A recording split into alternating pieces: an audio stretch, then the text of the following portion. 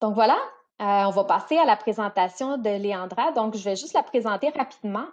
Docteur Desjardins s'est récemment jointe au CHU Sainte-Justine à titre de psychologue clinicienne chercheur. Son programme de recherche vise à soutenir l'adaptation psychosociale des enfants atteints d'un cancer. Sa passion en clinique et en recherche est de travailler avec les familles d'un enfant avec une tumeur cérébrale. Son objectif ultime est d'établir des interventions à multiples facettes, ciblant les constructions interdépendantes de la compétence sociale, du fonctionnement émotionnel et des fonctions cognitives dans cette population. Puis dans son temps libre, elle aime cuisiner, lire et s'amuser dans la neige. Donc, je te donne la parole, Léandra.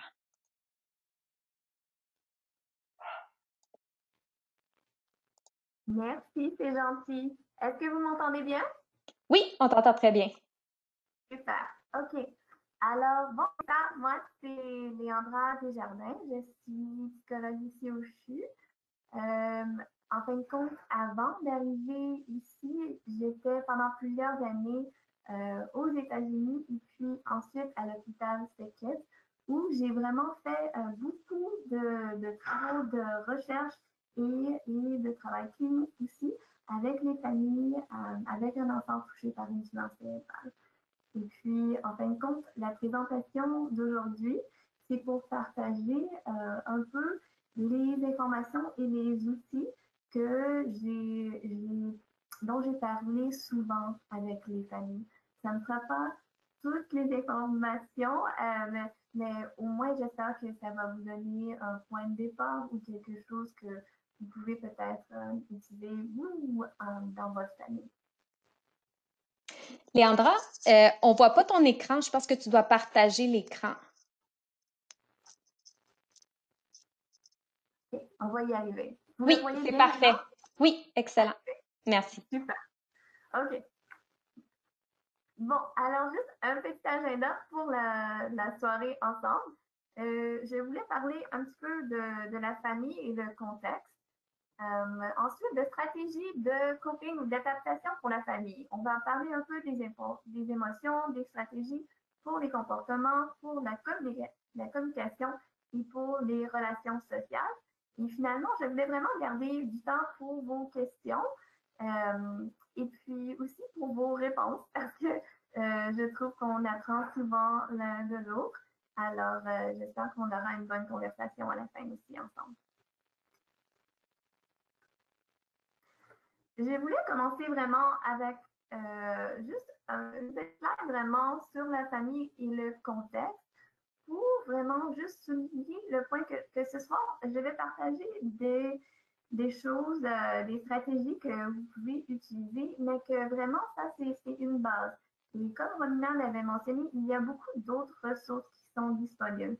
Et peut-être à penser aux besoins de chaque famille, parce que chaque famille, elle est vraiment différente.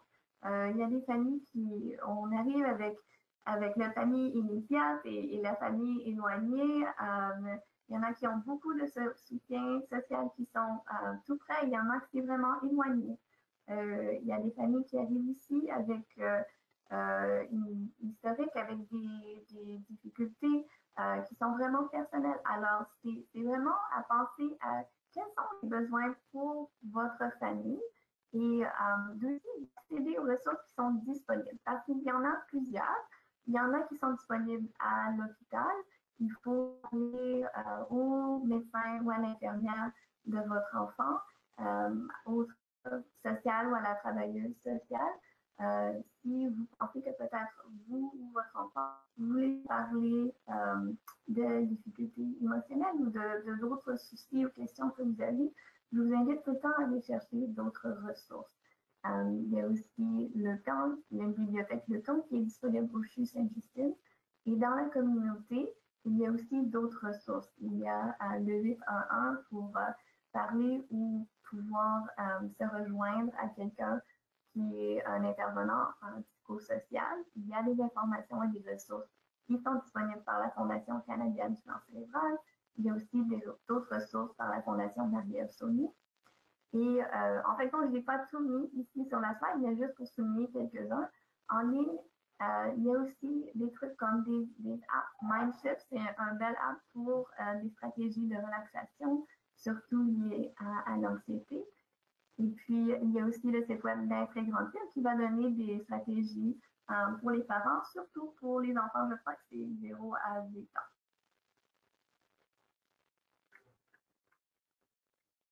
OK. Aujourd'hui, je voulais parler de stratégies pour renforcer la résilience, vraiment de comment on peut aider nos enfants, nous aider nous-mêmes à pouvoir avoir des stratégies pour surmonter les défis dans la vie parce qu'il y en a plusieurs et on le ressent aussi, surtout avec la COVID maintenant. Alors, c'est pas de pouvoir éviter vraiment les défis ou le stress dans la vie parce que ce n'est pas possible. Alors, c'est comment on peut utiliser des ressources, utiliser des stratégies de coping pour pouvoir vraiment surmonter ces défis-là. J'ai commencé avec cette slide ici. Ça, c'est pour vraiment souligner l'importance de l'identification des émotions. C'est ce que j'enseigne presque tout le temps au tout début des interventions de thérapie que je fais avec les enfants, les adolescents et même aussi les adultes. Parce que si on a de la difficulté à vraiment reconnaître l'émotion qu'on vit, mais alors c'est très difficile de pouvoir gérer cette émotion-là. Alors vraiment, à la base, c'est pouvoir identifier pour soi-même quelle émotion je ressens. Et ça semble assez évident, mais je pense qu'on a peut-être tous eu à un moment donné une expérience de vraiment avoir beaucoup d'émotions, de l'émotion, et que c'est difficile de savoir exactement qu'est-ce que c'est. Est-ce que c'est de la tristesse ou de la colère ou de la culpabilité ou de la jalousie ou et alors vraiment pouvoir prendre un moment pour reconnaître les émotions, ça va vraiment nous aider pour nous guider dans notre démarche de coping. Alors, pour les enfants, il y a des activités qu'on peut faire et des ressources aussi. Une qui est très populaire, que vous avez peut-être vu, c'est vraiment avoir comme une carte, une pancarte qui va montrer les expressions du visage. Alors ça l'aide l'enfant à reconnaître les différentes émotions que les gens peuvent vivre. Et une variante de ça, c'est vraiment de pouvoir jouer des fois avec votre enfant un jeu de devinette de OK, moi je fais cette expression faciale-là. Quelle, quelle émotion que je vis? Et puis ensuite, vous pouvez demander à votre enfant de faire la même chose. Et c'est vraiment juste de la pratique de pouvoir exprimer et reconnaître des émotions dans les autres.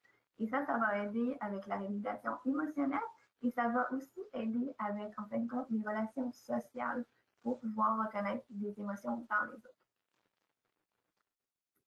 Une autre variante de pouvoir reconnaître les émotions qui est très importante, c'est surtout pour les jeunes enfants, mais aussi vraiment les gens de plus âge, c'est de pouvoir reconnaître les sentiments dans notre corps quand on vit une émotion.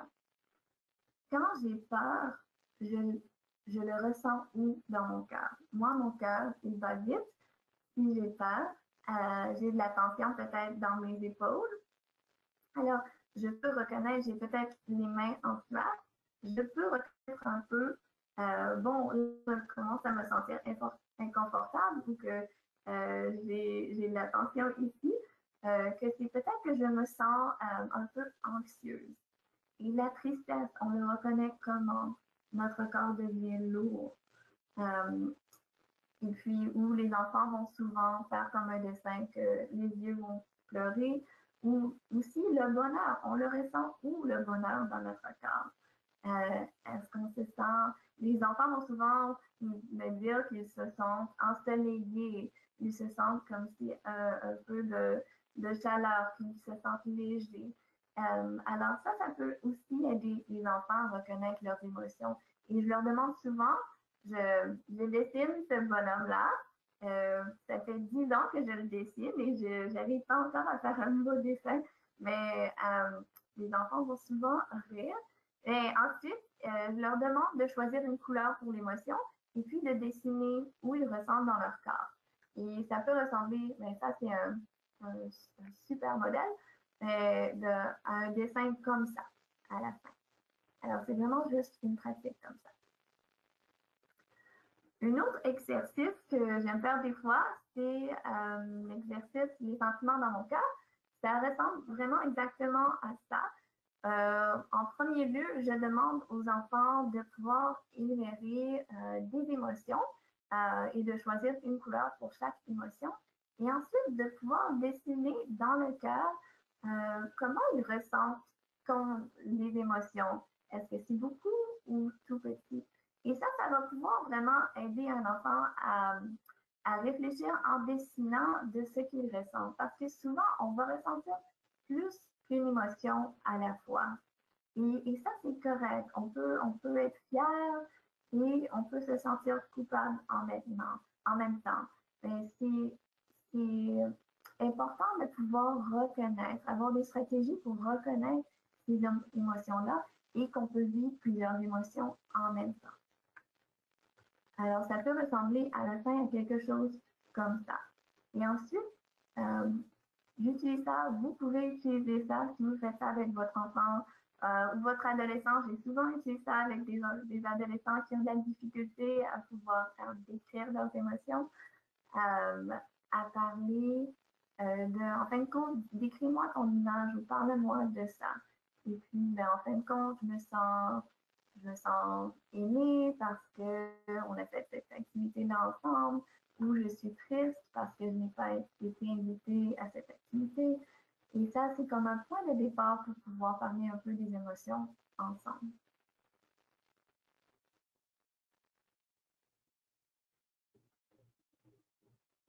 Ensuite, je parle souvent aux parents de comment ils peuvent, en fin de compte, exprimer ou donner des exemples à leurs enfants de la reconnaissance de leurs propres émotions et de leur propre stratégie de coping ou d'adaptation. Et l'exemple que je donne le plus souvent, en fin de compte, c'est c'est de la frustration, pas de la rage, mais de la frustration au volant. Si, si vous êtes en retard ou si quelqu'un vous coupe, des fois quand on conduit, vous pouvez dire ah, je ressens dans mon corps, le battement de mon cœur a commencé à être élevé et je suis un peu frustrée. Je reconnais que c'est la frustration. Et alors, je vais prendre vraiment une grande inspiration et je vais expirer lentement. Et en fin de compte, alors vraiment, c'est que vous décrivez à voix haute un processus pour votre enfant qui est tout près ou qui vous écoute. Et c'est vraiment pour, en fin de compte, pour que lui, il apprenne. Vous demandez vraiment explicite quelque chose qui est implicite pour vous, mais que vous avez appris avec le temps. Parce qu'on voit que les enfants, ils vont imiter leurs profs, ils vont imiter ce qu'il y a à la télé. Alors, ils peuvent vous imiter, vous aussi. Alors, prenez vraiment avantage de ça en pouvant faire des exercices comme ça, de pouvoir vraiment décrire vos stratégies de relaxation ou d'émotion. Je sais que ça peut être inconfortable, par exemple, pour des gens. Alors, d'autres façons de vraiment pouvoir parler d'émotions avec vos enfants, c'est d'utiliser des livres ou des films. J'aime beaucoup le film Vice Versa, mais il y a tout plein de livres, n'importe quel livre en fin de compte. Même si c'est pas écrit dans le livre, vous pouvez demander à votre enfant, bon, mais l'autre s'est fait mal, comment tu penses qu'il se sent? Comment tu penses que son ami se sent? Qu'est-ce qu'il peut faire? Alors, vous pouvez vraiment prendre comme des points de départ n'importe où dans d'autres matériels pour pouvoir parler des émotions à votre enfant. Juste pour vraiment sensibiliser ce processus-là. Et parler des émotions, c'est vraiment important. Et je voulais parler un petit peu plus de la tristesse parce que ce qu'on s'est rendu compte avec beaucoup de recherches en fin de compte, c'est que les symptômes de dépression sont souvent plus élevés dans la population d'enfants touchés par une tumeur cérébrale que leurs pères du même âge ou même les enfants avec d'autres maladies chroniques. Alors, pouvoir vraiment parler de la tristesse, de pouvoir vraiment reconnaître cette tristesse-là, c'est important. Et c'est quelque chose qui, que, que je veux vraiment souligner qui est vraiment un grand but pour moi dans les projets cliniques recherche que j'ai fait, c'est de pouvoir vraiment outiller les jeunes avec des stratégies pour cela. Et une chose que je voulais mentionner, c'est, en fin de compte, c'est les deuils. On parle beaucoup de deuil maintenant avec la crise COVID, des deuils de changement. Et je pense que c'est peut-être pas souvent discuté, ou peut-être pas assez discuté de tous les deuils de changement, en fin de compte, pour une famille qui, qui aurait eu l'expérience d'un enfant avec une tumeur cérébrale. Et ça, il y a beaucoup de changements de routine. Il y a il y a des fois des changements physiques, il y a des changements de groupe d'amis pour les enfants aussi, pour les parents. Et aussi, ce que j'ai entendu de plusieurs parents, c'est des changements ou faire le deuil, en fin de compte, de l'attente que les parents ont à la naissance de leur enfant, des attentes que leur enfant aura une vie facile et remplie de bonheur et qu'il n'y aura pas vraiment de défis. Ils auront les défis de, de, de faire de l'argent durant l'été en tournant du gazon pour être indépendant, mais autre que ça, ils auront vraiment une vie facile. Alors, c'est aussi de pouvoir reconnaître ces changements-là et les émotions que les familles vivent avec ces changements. Et que des fois, ça peut être de la tristesse. Et que ça, c'est correct d'avoir de la tristesse. Les familles soulignent des fois qu'il y a souvent moins de soutien après le traitement.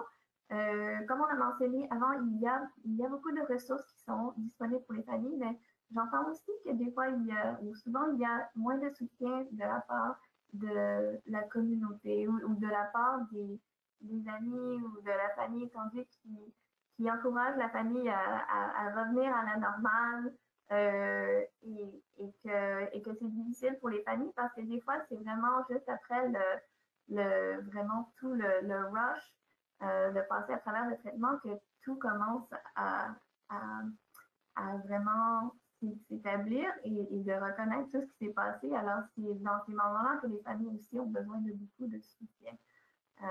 Alors, juste pour vraiment valider ça. Et ce dont je parle beaucoup aux familles, c'est l'importance de pouvoir permettre de la place à la tristesse. Il y a souvent une grande emphase durant le traitement à rester positif.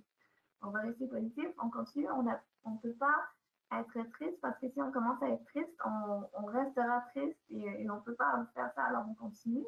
Mais vraiment, l'importance de permettre à un moment donné de la place pour la tristesse. Parce que la tristesse, c'est une émotion importante. Elle nous signale que quelque chose est ou était vraiment important pour nous. Alors, vraiment prendre le temps de reconnaître ça. Et aussi, quand on essaie d'éviter une émotion, des fois, elle peut vraiment devenir accentuée avec le temps. Alors, de permettre de la place pour cette émotion-là, et puis elle va passer. Au lieu d'essayer de l'éviter, des fois, elle grandit. Alors, parlons un peu de comment on peut valider la tristesse. J'ai mis quelques étapes. Si votre enfant est triste, qu'est-ce que vous pouvez faire ou semble triste? Et la première étape, et la recherche l'a vraiment démontré, c'est de valider l'émotion de votre enfant. Ça, j'entends beaucoup que c'est difficile parce que ça semble qu'on ne fait rien, qu'on ne résout pas le problème.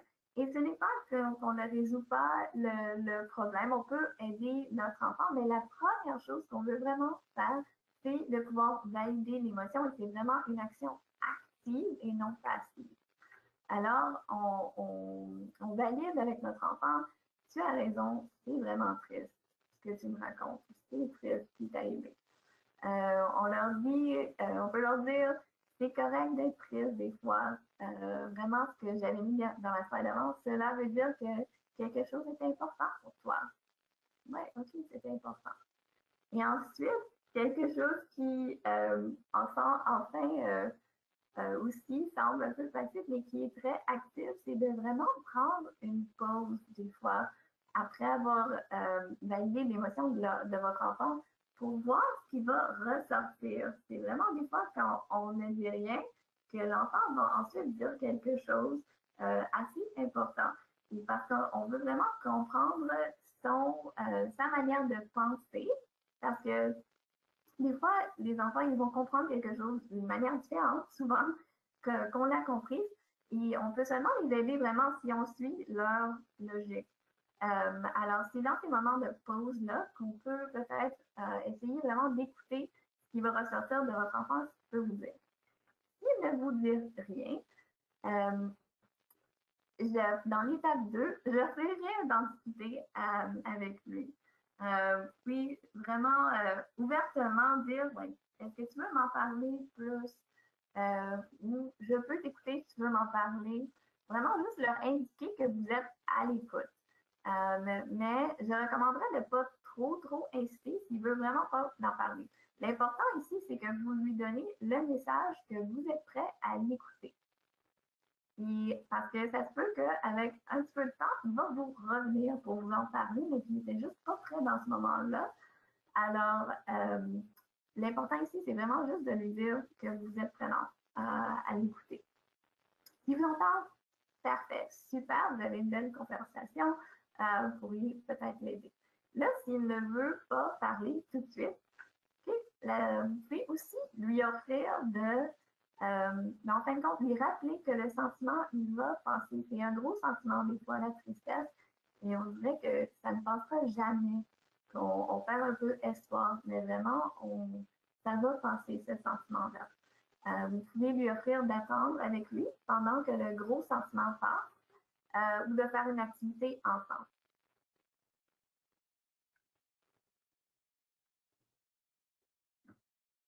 Ici. Alors, c'est pour pour, pour des symptômes de dépression, ce qu'on veut aussi, c'est vraiment encourager les gens à faire des choses et à de reconnaître leur succès. J'aime beaucoup l'idée d'un mur de succès. J'encourage des fois et c'est vraiment d'avoir comme un poster à la maison pour votre enfant et d'avoir des post-it où vous pouvez juste faire des messages dessus, mais c'est de vraiment reconnaître les petites choses. Ça, c'est vraiment important que c'est pas d'avoir une bonne note sur un examen, mais c'est vraiment que vous avez vu votre enfant. Bon, je t'ai vu essayer une nouvelle chose aujourd'hui ou essayer quelque chose que tu n'étais pas sûr ou que tu as fait quelque chose de gentil comme ça que je ne t'avais pas demandé. De vraiment mettre des petites notes pour souligner, pour vraiment renforcer l'estime de soi de votre enfant. Parce que vous voulez lui apprendre à lui de remarquer ces choses-là. Vous pouvez aussi utiliser le renforcement social verbal. Encore là, vraiment avoir un focus sur les efforts et non les accomplissements, parce que ça va être important pour un enfant. Pour aller loin, c'est vraiment la pratique de l'effort. Alors, dire des choses comme j'aime que tu t'essayes, j'aime, je suis fière de toi d'avoir cet effort-là. Vous pouvez aussi utiliser peut-être un système de récompense. Il y a vraiment quelque chose que vous voulez que votre enfant essaye ou c'est quelque chose de nouveau et qui ne sont pas vraiment engagés là-dedans. C'est difficile un petit peu, pas trop difficile, mais si c'est un peu difficile d'avoir un système de récompense avec des autocollants. Une fois que tu as 10 autocollants, ben, tu auras comme une plus grosse récompense. Je ne recommande pas de dépenser beaucoup d'argent. Les récompenses, ça peut être que tu choisis le film de la famille ou que tu choisis ce qu'on mange pour le dîner ou des trucs comme ça.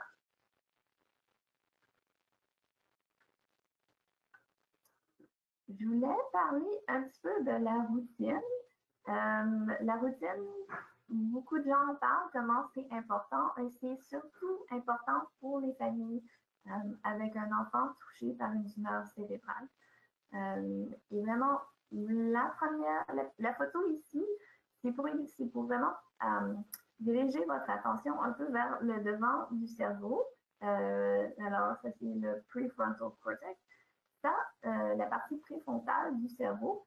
Et cette partie-là du cerveau, elle est importante pour la planification, la mémoire de travail, vraiment gérer l'impulsivité. Et cette partie du cerveau-là, elle finit de maturer envers 25 ans. Alors, c'est pour ça que les parents, c'est vous qui êtes en charge, c'est vous qui prenez les décisions pour votre enfant. Mais ce qui est important à savoir, c'est que pour les enfants qui ont reçu de la radiothérapie ou à haut niveau, ça se peut que des fois, ils ont un petit peu plus de misère avec leur mémoire de travail. Alors, ça va prendre un petit peu plus d'efforts pour vraiment faire des tâches de mémoire de travail. Et la mémoire de travail, c'est pouvoir se souvenir de quelque chose et la manipuler dans notre tête. Alors, pouvoir se rappeler le numéro du téléphone, ou pouvoir se rappeler, en fin de compte, d'une liste de choses à faire. Tu dis à ton enfant, tu fais ça, 1, 2, 3, 4. On en fait 4 avant 3. OK, bon, alors ça, c'est vraiment la mémoire de travail, de pouvoir se souvenir d'une liste de tâches. Et ça peut être un petit peu plus difficile pour les enfants. Alors, il y a des moyens de gérer ça, c'est d'utiliser une routine, parce que une stratégie pour ça, c'est d'utiliser une horaire visuelle avec des images, vraiment juste pour que votre enfant se souvienne de qu'est-ce qu'il a à faire dans sa routine. Mais vraiment, la routine, elle va aider parce qu'une routine, une fois établie, c'est comme quand on apprend à faire du vélo, c'est plus la mémoire de travail qui va vraiment travailler pour se souvenir de toutes les choses qu'on a à faire, c'est une partie différente du cerveau qui va vraiment gérer ça. Alors, ça va prendre un petit peu moins d'efforts si on est plus habitué à faire des choses. Alors, avoir une bonne routine, ça peut aider avec ça. Et avoir une bonne routine, c'est surtout important au dodo. Avoir une bonne routine pour le sommeil, parce que le sommeil, ça va être important pour gérer les émotions et aussi pour vraiment pouvoir faire ses tâches de travail et d'école. Alors, la routine de dodo, je suggère beaucoup une stratégie de relaxation. Ça peut être la respiration, ça peut être la relaxation des muscles, une toute autre vraiment stratégie de relaxation que vous et votre enfant vous aimez. On ne recommande pas d'écran 1 heure avant le dodo. Je sais que c'est très difficile, surtout durant le temps de la pandémie. Je recommande vraiment, il y a d'autres trucs qu'on peut faire. On peut écouter des podcasts ou écouter des livres qui sont racontés par quelqu'un d'autre ou écouter de la musique. Alors, c'est pas vraiment avoir la lumière de l'écran, mais quand même avoir une stimulation. C'est comme un remplacement. Alors, les stratégies de régulation émotionnelle comportementale. Pour le comportement, en fin de compte, ce qui va aider beaucoup, c'est beaucoup de choses qu'on a déjà discutées qui vont aider sur le plan émotionnel. Parce que les comportements, souvent, ça va arriver quand on a de la difficulté à gérer les émotions.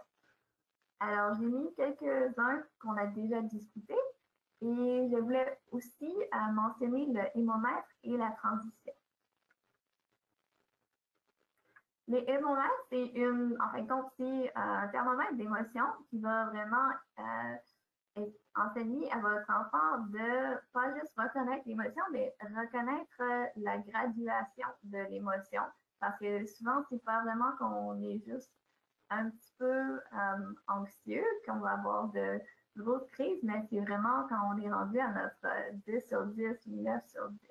Alors, c'est de pouvoir reconnaître l'intensité d'une émotion dans notre corps et en fin de compte, c'est à quel niveau qu'on va commencer à avoir des comportements. Et un truc vraiment important, c'est de penser au moment de transition de votre enfant, en fin de compte. Et surtout des transitions quand on va de quelque chose que l'enfant aime beaucoup, beaucoup, à quelque chose qu'il n'aime vraiment pas ou beaucoup moins. Alors, j'entends souvent des trucs comme il va jouer aux jeux vidéo et ensuite je lui dis que c'est l'heure de la douche et on va avoir une crise. Alors, et ça, c'est pas surprenant. Si vous avez des trucs ici, j'aimerais les entendre à la fin. Mais quelque chose que je recommande, c'est vraiment de penser à ces moments-là ou à des moments où vous trouvez qu'il y a des crises, c'est de penser à, en fin de compte, qu'est-ce qui arrivait avant et qu'est-ce qui allait arriver après. Et d'essayer de penser au moment de transition, s'il y a quelque chose de vraiment bien, à quelque chose qu'il n'aime pas beaucoup, d'essayer de mettre quelque chose de neutre ou un petit peu positif au milieu, comme une collation. J'ai essayé de trouver une photo d'un enfant bleu, c'était un peu difficile, mais ça, c'est supposé d'être un enfant bleu.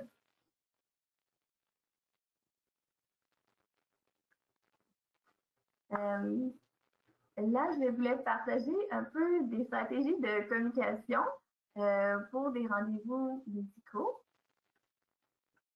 J'encourage vraiment beaucoup d'apporter une liste de questions à l'avance. On vous demande souvent est-ce que vous avez des questions, mais des fois, dans le moment, on n'y pense plus, mais vraiment d'encourager pour vous et votre enfant, parce que pour son indépendance, en grandissant, de pouvoir vraiment y penser quelles sont leurs questions, et de pouvoir les écrire pour les avoir durant la rencontre. Des fois, c'est aussi utile de faire un résumé, en fin de compte, pour votre enfant ou pour vous-même, souvent pour les parents aussi. Quand vous recevez beaucoup d'informations, ce que vous pouvez faire à la fin d'une rencontre, c'est dire, OK, on a parlé de beaucoup de choses. Est-ce que tu peux me résumer, demander à votre enfant, est-ce que tu peux me résumer ce que tu as compris? Ou sinon, dire au médecin ou à l'infirmière, bon, est-ce que je peux résumer ce que j'ai compris? Et puis, vous leur dites ce que vous avez compris et ensuite, ils peuvent vous dire, en fin de compte, il y a un autre truc qui était important que je veux vraiment que vous vous souvenez ou je veux juste clarifier un point là. Alors, vraiment, de pouvoir, pour votre propre compréhension ou la compréhension de votre enfant, de pouvoir faire ce résumé-là et juste vérifier vraiment avec l'équipe si c'est ça. Et j'encourage aussi les enfants assez jeunes de 8 ans peuvent vraiment résumer leur diagnostic et les traitements s'ils en ont reçus. Parce que c'est important pour eux d'apprendre, de pouvoir faire ça indépendant quand ils grandissent et ensuite qu'ils vont peut-être dans le milieu adulte. Alors de pouvoir faire ça eux-mêmes.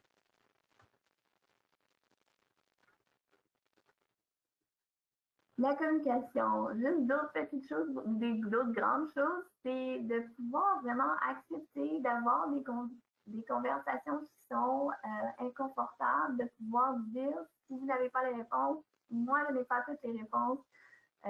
J'aime que je n'ai pas toutes les réponses et que je peux demander de l'aide aux autres personnes. Il y a plein de spécialistes auxquels on peut s'adresser. Vous pouvez aussi demander, des fois, je demande aussi à l'enfant, qu'est-ce que tu en penses, toi? Juste pour comprendre un peu leur manière de penser aux questions qu'ils proposent. De regarder des sites Internet, mais qui sont réputables ensemble, ça peut être une façon de vraiment de gérer une conversation. Je trouve aussi, en fin de compte, quand je fais de la thérapie, c'est utile d'avoir des conversations qui sont difficiles en faisant une activité, comme une activité de bricolage ou en jouant aux cartes. Ça enlève un peu l'intensité d'avoir comme une interaction directe avec l'enfant, ou comme une entrevue ou un questioning direct. Et des fois, ce que je faisais aussi, c'est que je demande aux enfants s'ils veulent une question facile ou difficile. Et ça leur aide eux-mêmes à un peu gérer l'intensité de la conversation.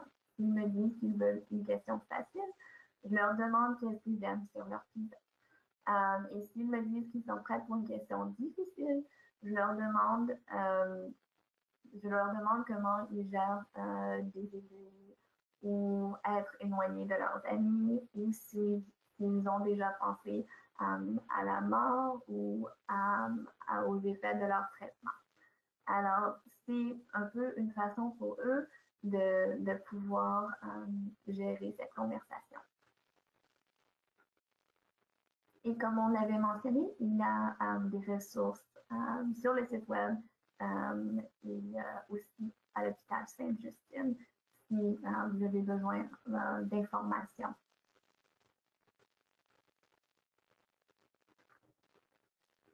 Pour les relations sociales, en fin de compte, la gestion des émotions, c'est très important pour les enfants, pour leurs relations sociales. Et aussi, ce qu'on a trouvé, c'est que les activités structurées, ça peut aussi être utile pour faciliter les relations sociales. Alors, vraiment, de prendre avantage des activités Go Cerveau ou des activités qui sont organisées comme des groupes de danse ou de chant, de peinture ou d'art dramatique pour avoir l'accès à d'autres enfants qui ont les mêmes intérêts partagés de votre enfant. Chez les frères et sœurs, il y a beaucoup de sentiments qui peuvent aussi être ressentis.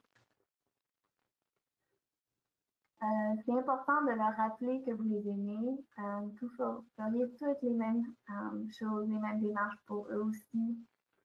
On vous encourage de passer du temps seul avec eux, 5 minutes, vraiment, ça peut être assez si c'est fait d'une façon consistante. C'est ça, de vraiment avoir comme un niveau bas, mais quelque chose que vous pouvez faire de façon fréquente avec votre enfant, ça peut vraiment m'aider. De les inclure, les frères et sœurs. Vous pouvez l'inclure en vidéo dans les visites à l'hôpital. Vous pouvez leur demander si eux, ils ont des questions pour les médecins ou les infirmières avant les rendez-vous. On valide leurs émotions aussi, que les émotions, c'est vraiment intra-individuel et qu'on ne peut pas comparer entre les personnes l'intensité des émotions que chaque personne vit. On leur encourage de faire des choses qu'ils aiment à leur individualité aussi. Ils ne sont pas la frère ou la sœur de, mais ils sont la personne qui aime beaucoup les chats et qui aime beaucoup peindre et qui est aussi le frère ou la sœur de. Et on peut aussi leur parler, en fin de compte, de l'équitabilité. Ben, ce mot, c'est un gros mot, mais un grand mot, mais c'est vraiment de parler des enfants. Des fois, si vous avez un système de récompense pour un enfant ou d'expliquer aux autres enfants que ça, c'est un petit peu difficile, plus difficile pour ton frère, alors on va faire un petit peu plus d'efforts ici et que chaque enfant devrait vraiment avoir des choses spéciales pour leur aider pour chacun d'eux. Le coping chez les parents. Beaucoup des stratégies qu'on a discutées, c'est pour les enfants, c'est très utile pour les parents aussi. Vous pouvez aussi faire des cartes de coping ou vous inscrivez sur une carte ou sur votre téléphone des phrases encourageantes pour vous-même ou des stratégies de relaxation que vous aimez. On encourage beaucoup de prendre des pauses et de demander de l'aide vraiment à partager, de se connecter et d'utiliser les ressources qui sont disponibles. J'encourage beaucoup marcher, si possible, vraiment que ça va aider. L'exercice va aider avec le sommeil, va aider avec la gestion des émotions. Et une stratégie qu'on enseigne beaucoup aux parents, c'est la résolution de problèmes. Et sur cette slide-ci, je voulais juste décrire un petit peu qu'est-ce que c'est la résolution de problèmes. Elle se passe en quelques étapes. C'est assez simple, mais vraiment l'étape la plus importante, c'est de premièrement pouvoir identifier le problème. Parce que ce qui arrive souvent, c'est que les gens vont dire que le problème, c'est que la vie est injuste et qu'il y a un grand désespoir et qu'il n'y a rien qui peut se faire. Mais en fin de compte, le problème, c'est que leur enfant est triste et qu'ils ne savent pas quoi faire. Alors ça, c'est un problème spécifique qu'on peut essayer d'adresser. Alors vraiment, quand vous vous sentez dépassé un peu dans la situation, de pouvoir vous asseoir et de penser, mais c'est exactement quoi la source de toutes ces émotions-là. Qu'est-ce qu'on peut faire? Qu'est-ce qu'on peut travailler? La deuxième étape, c'est vraiment d'identifier le plus de solutions possibles. Rien faire, c'est une solution. Aller au McDo, c'est une solution. Tout est une solution, mais c'est vraiment de tout écrire au papier pour vraiment juste mettre ça sur une page, de vraiment avoir le plus de solutions possibles. Ensuite, vous pouvez les évaluer et en choisir une. De toutes ces solutions-là, il y en aura sûrement ou espérément une que vous pouvez essayer d'utiliser. Vérifier si elle fonctionne. Si elle fonctionne, super. Si elle ne fonctionne pas, mais vous pouvez retourner à votre liste que vous avez fait dans l'étape 2 et essayer une autre des solutions que vous avez écrites. Vous pouvez demander de l'aide aussi si vous voulez pour générer des pistes de solutions. Et juste un petit peu un mot de la fin, c'est vraiment, vraiment avec beaucoup de la recherche que j'ai fait, avec beaucoup de travail avec les familles, c'est vraiment juste de souligner comment les parents sont importants pour leurs enfants, pour le bien-être de leurs enfants. Que c'est vraiment important de prendre soin de vous. Je suis tellement contente que vous êtes ici ce soir dans cette réunion Zoom pour parler ensemble, pour apprendre ensemble, parce que vraiment, vous êtes important. Vous êtes très, très important. Alors, merci